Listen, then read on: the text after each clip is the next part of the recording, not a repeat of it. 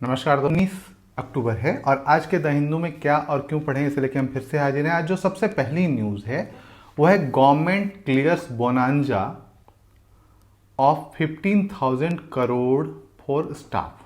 मतलब जो बोनस दिया जाता है उसके लिए गवर्नमेंट ने 15,000 करोड़ रुपए ये क्लियर कर दिया है और ये दिया जाएगा। अब यहाँ पे आप समझिए कि क्या ये 15,000 करोड़ रुपए लोगों को फायदा पहुंचाएंगे या बाजार को फायदा पहुंचाएंगे या किस तरीके से ये मतलब फायदा पहुंचाएंगे, या जो सरकारी कर्मचारी हैं उनको फायदा पहुंचाएंगे। आपको ये लगता होगा कि सरकारी कर्मचारियों के लिए दिया गया है तो सरकारी कर्मचारियों को ही फायदा पहुंचाएंगे, पर ऐसा नहीं है। दरअसल ये एक बूस्टअप होता है, मार्केट बूस्टअप होता है। जैसे आप ये समझिए कि यदि गवर्नमेंट ने सरकारी कर्मचारियों को दिया है तो वो सरकारी कर्मचारी कुछ हो सकता है कि कुछ लोग सेव करें, लेकिन कुछ लोग इस त्योहार में उसे खरीदारी के लिए यूज करेंगे या कुछ और चीज़ों के लिए यूज करेंगे। मतलब बाजार में वो पैसा जाएगा। बाजार में पैसा कितना जाएगा? यदि इतना गया है तो इतना 10,000 करोड़ रुपया बाजार में आएगा या बैंकों के पास आएगा। दो चीज़ें हो सकती हैं, बाजार में आएगा या बैंकों के पास आएगा। बैंकों के पास आया तो ऋण के रूप में जाएगा बाजार में, और बाजार के पास आया तो सीधे बाजार में आएगा। मीन्स दैट कि एक बूस्टअप मिलेगा भारतीय बाजार को। और कितने से? 15,000 करोड़ से। ठीक है, तो ये आपको देखना है। उसके बाद है panel hikes MSP for rabi crops. Rabi crops के लिए पैनल ने इसको हाइक किया, हम इसको आगे पढ़ेंगे। इसके बाद जो पेज पढ़ना है हमें वो पेज नंबर 6 पे। पेज नंबर 6 पे क्या है?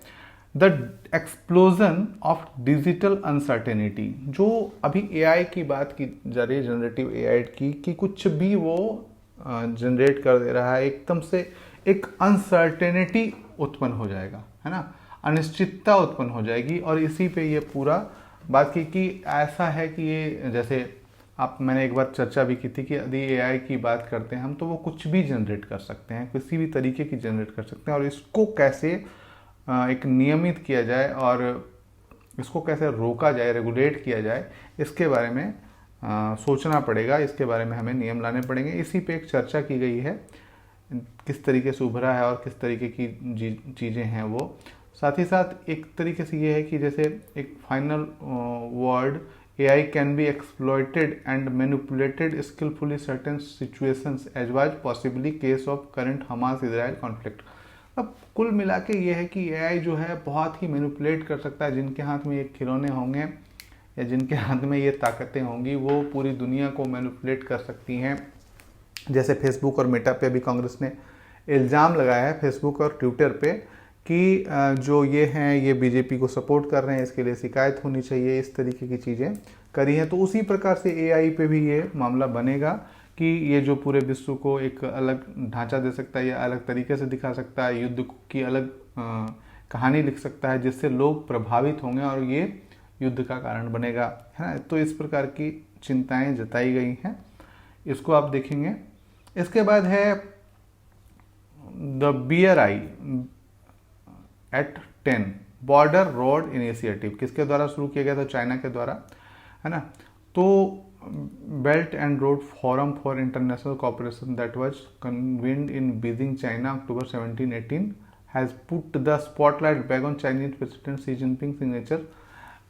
130 देश लगभग शामिल हुए, लेकिन कोई बड़ा देश, बहुत बड़ा देश इसमें शामिल नहीं हुआ है। लाइक यूरोपीय देश कोई शामिल नहीं हुआ है। और BRI के बारे में ये पूरा का पूरा मतलब जो शुरुआत से अभी तक जो प्रोग्रेस हुआ है और उसकी क्या रियलिटी है, उसकी वास्तविकता क्या है, इसके बारे में पूरी बात की गई है। तो आप एक बार देखेंगे और साथ ही साथ इसके अल्टरनेटिव्स क्या हैं, इसके बारे में भी बात की गई है। ठीक है, तो ये आप देखेंगे। इसके बाद जो है हमें पेज नंबर 7 पे पढ़ना है, और पेज नंबर 7 पे जो देखना है वो यहाँ पे measure of the working women, है ना। The measure of the working women, कि जो हम मापते हैं, जो कार्य मापते हैं। और जैसे it is truth universally acknowledge that a parent working outside the home must have someone to take care of their child. In India family structure have historically often filled this need with father working outside and home। तो इस तरीके की चीज़ें हैं और उसका क्या जो रोल है या वर्किंग वुमेन का क्या कार्य है, उसका मेजर किस तरीके से मापेंगे, और इसी पे पूरी एक चर्चा की गई कि किस प्रकार से जो पुरुष बाहर कमाते हैं और भारत में जो महिलाएं हैं वो घर के भीतर काम करती हैं, तो क्या पुरुष के बराबर काम करती हैं या ज़्यादा काम करती हैं, इसी पे एक पूरा चर्चा है, तो आप इसे देख सकते हैं। इसके बाद जो अगली न्यूज़ है वो है अब ओरिजिनल रेफरेंडम इन ऑस्ट्रेलिया। यहाँ पे आप एक देखेंगे कि एक रेफरेंडम किया गया है जिसमें आप देखेंगे कि इंडिजिनियस पीपल जो है वो शामिल हैं ही नहीं, एक्चुअल में इंडिजिनियस पीपल रह ही नहीं गए हैं। अब यहाँ पे आप देखेंगे कि अब ओरिजिनल कितना है, तो 91.4% और टॉरेस स्ट्रेट जो आइलैंडर हैं वो मात्र 4.2% हैं। बोथ में ये मान के चलिए। तो पॉपुलेशन 2001 सेंसस में हम देखते हैं तो नॉन इंडिजीनियस जो हैं 96% हैं और इंडिजीनियस पीपल मात्र 3.3 पीपल रह गए हैं। तो ये समझिए कि कितना बड़ा गैप है एक तरीके से, और किस तरीके से इस देश को बाहरियों ने कब्जा कर लिया है ना। धीरे धीरे यूरोपीय पूरे के पूरे देश में बसे हुए हैं। ये सोचिए तो फ्रांस, ब्रिटेन, जर्मनी, ये खासकर ब्रिटेन के लोग ज़्यादा, है ना। तो पूरे के पूरे उन्होंने पूरा जो ऑस्ट्रेलिया पे कब्जा कर लिया, और वहाँ के जो लोकल पीपल थे मात्र 4% के करीब रह गए हैं। मतलब यदि हम आंकड़ों में देखें तो 8,12,728 लोग मात्र रह गए हैं। और ये एक मतलब चिंताजनक बात है। और इसी पे बात की गई है कि अब ओरिजिनल रेफरेंडम इन ऑस्ट्रेलिया, है ना। ओरिजिनल रेफरेंडम तो है ही नहीं, है ना। तो इस प्रकार की बातें की गई। तो आप एक बार देखेंगे इसको, और ऐसे कौन से और देश हैं इसके बारे में थोड़ा सोचेंगे। इसके बाद जो हमें पढ़ना है वो है पेज नंबर 12 पे।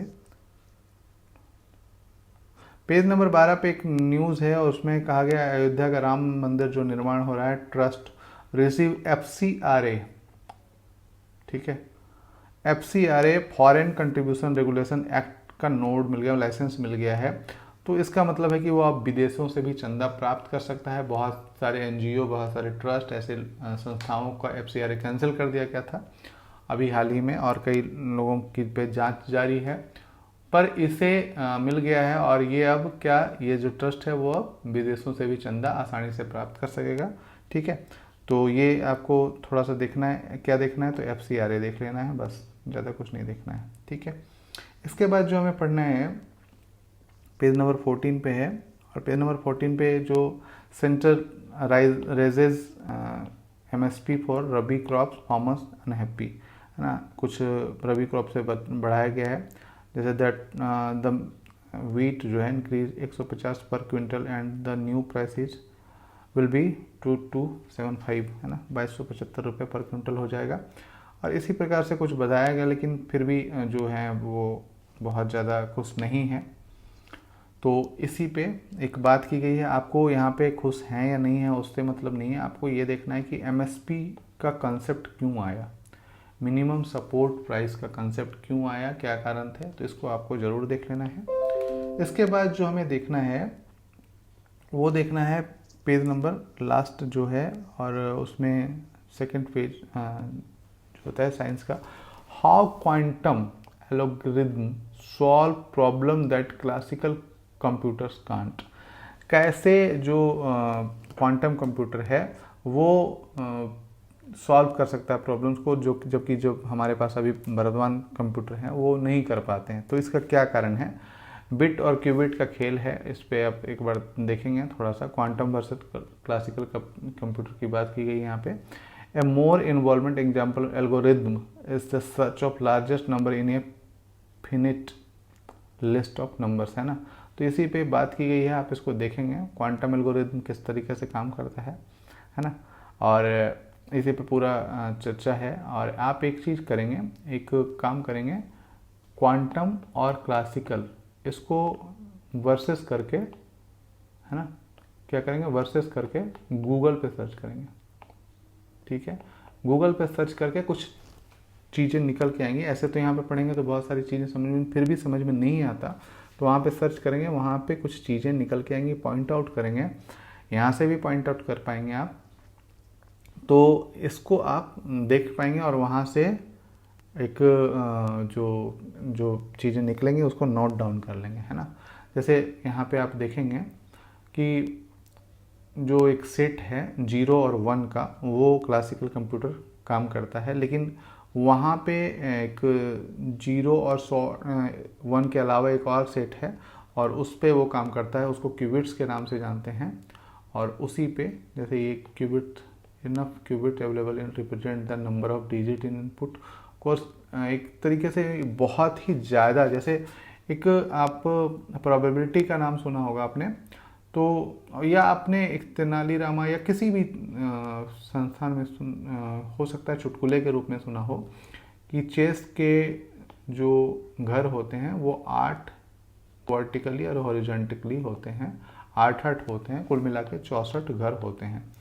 तो यदि आप सोचेंगे कि एक घर में एक दाना, और इसी प्रकार से 2, फिर 4, फिर 8, फिर 16, है ना, 32, फिर 64, है ना, फिर 128, इस तरीके से डबल करते जाएंगे तो लास्ट घर पहुंचते पहुंचते पूरे विश्व नहीं, पूरे ब्रह्मांड के चावल भी इकट्ठा कर लोगे तो भी इसको नहीं कर पाओगे, है ना, इतनी संख्या बढ़ जाती है।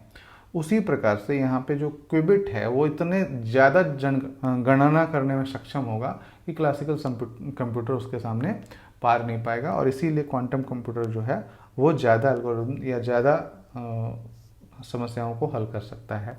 इसी पे बात की गई है। आज के लिए इतना ही दोस्तों, फिर कल मिलते हैं क्या और क्यों पढ़ने के साथ। धन्यवाद।